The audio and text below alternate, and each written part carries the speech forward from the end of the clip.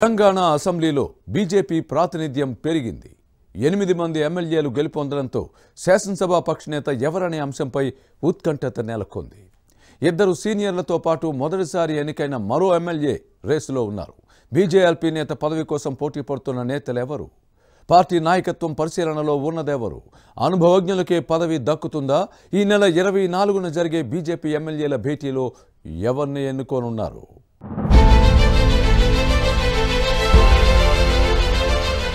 తెలంగాణ శాసనసభలో బీజేపీ ప్రాతినిధ్యం పెరిగింది. ఇటీవల జరిగిన ఎన్నికల్లో 8 మంది ఎమ్మెల్యేలు ఎన్నికయ్యారు. 2018 ఎన్నికల్లో గోషామహల్ నుంచి రాజాసింగ్ ఒక్కరు మాత్రమే గెలిచారు.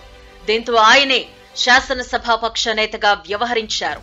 ఆ తర్వాత జరిగిన ఉప ఎన్నికల్లో దుబ్బాక నుంచి రఘునందన్ రావు, హుజురాబాద్ లో ఈటెల రాజేందర్ గెలిచినా రాజాసింగే బీజేఎల్పీ నేతగా కొనసాగారు.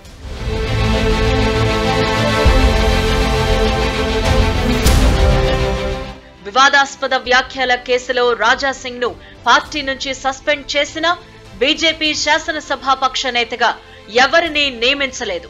ఈ నేపథ్యంలో ఈసారి బీజేఎల్పీ నేతగా ఎవరిని ఎన్నుకుంటారు అన్న అంశం చర్చనీయాంశంగా మారింది. ఈ పదవికి పలువురు పేర్లు పరిశీలనలో ఉన్నాయి. నిర్మల్ ఎమ్మెల్యే ఏలేటి మహేశ్వర్ రెడ్డి, గోషామహల్ శాసనసభ్యుడు రాజాసింగ్, కామారెడ్డి ఎమ్మెల్యే వెంకటరమణారెడ్డి రేసులో ఉన్నారు.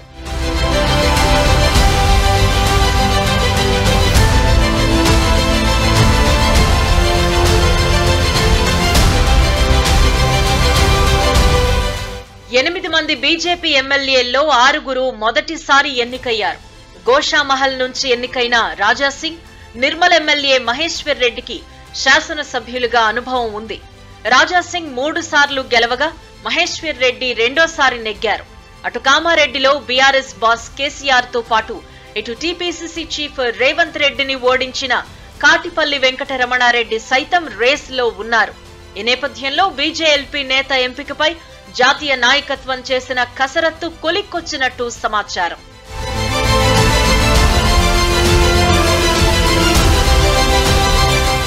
నిర్మల్ ఎమ్మెల్యే మహేశ్వర్ రెడ్డి వైపే బీజేపీ అధిష్టానం మొగ్గు చూపుతున్నట్టు పార్టీ వర్గాల్లో వినిపిస్తోంది.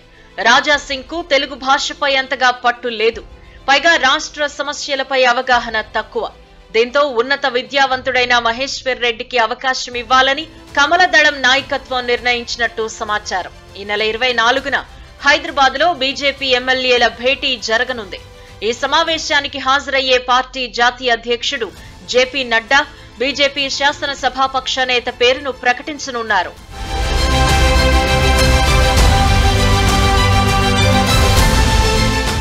రెండు 2009లో ప్రజారాజ్యం పార్టీ నుంచి ఎమ్మెల్యేగా గెలిచిన మహేశ్వర్ రెడ్డి ఆ తర్వాత కాంగ్రెస్ లో చేరారు. 2014, 2018 ఎన్నికల్లో ఓటమి పాలైన జిల్లాలో కాంగ్రెస్ ను పటిష్టం చేశారు. కానీ టీపీసీసీ నాయకత్వంతో విభేదించి ఈ ఏడాది ఏప్రిల్లో బీజేపీలో చేరారు. ఇటీవలి ఎన్నికల్లో నిర్మల్ నుంచి బరిలో దిగి బీఆర్ఎస్ అభ్యర్థి ఇంద్రకరణ్ రెడ్డిపై భారీ మెజారిటీతో విజయం సాధించారు. కాంగ్రెస్ లో కొనసాగి ఉంటే మంత్రి అయ్యేవారు అన్న ప్రచారం జరుగుతోంది. మొత్తం మీద బీజేఎల్పీ నేత పదవిపై నెలకొన్న ఉత్కంఠకు ఈ నెల 24న తెరపడే అవకాశం ఉంది.